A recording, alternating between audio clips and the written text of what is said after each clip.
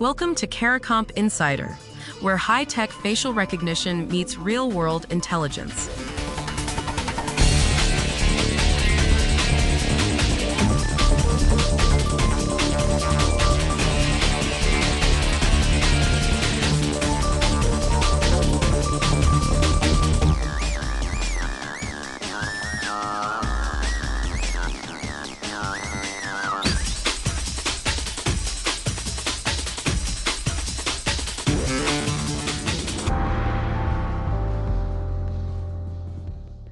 $45 million border crossings.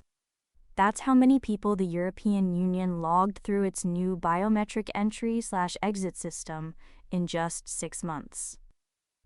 And during that same window, deepfake fraud in identity verification jumped by more than half. If you've ever walked through an airport gate that scanned your face instead of checking your passport, this story is about you. Your face is becoming your boarding pass, your bank login, your proof of identity. And right now, the systems built to read it are in a race against software that can fake it.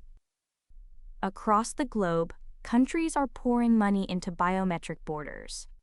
Japan, the United Kingdom, Hong Kong, Pakistan, Sri Lanka.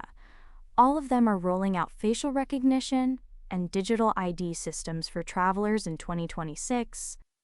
The EU officially launched its entry/exit system on April 10, 2026, replacing hand-stamped passports with a centralized digital database for every non-citizen crossing a border.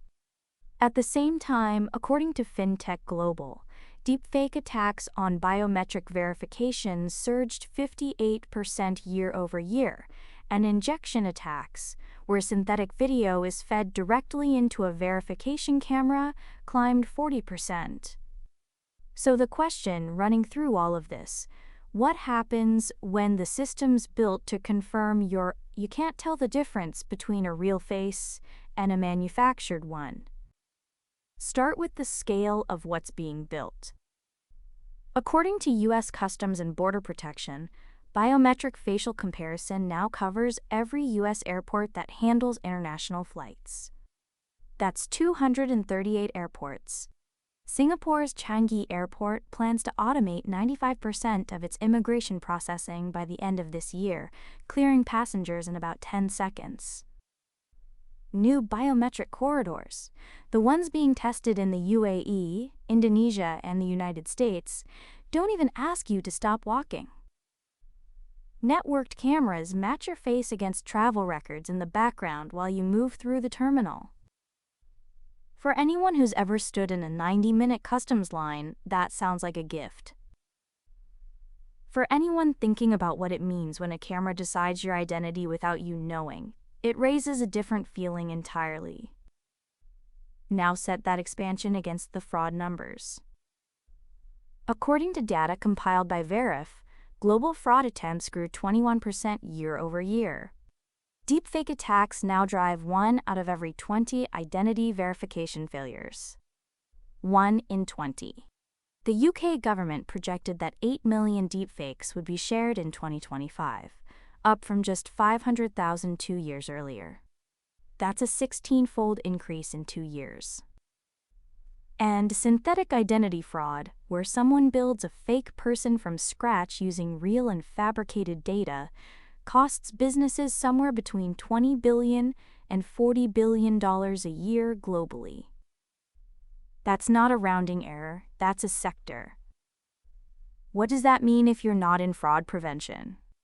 It means the face scan at your airport gate, the selfie check your bank asks for when you open an account, the video call where someone confirms your identity.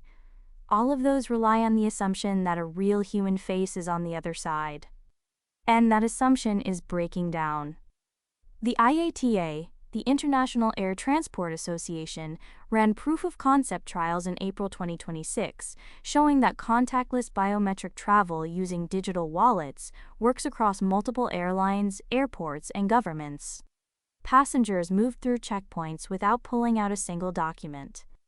But those trials happened before deepfake fraud hit airport-grade systems at real-world scale. The technology that lets you breeze through a gate in 10 seconds also creates a surface that a well-crafted deepfake could exploit in less than one. The World Economic Forum published a report this year on strengthening digital identity verification against deepfakes.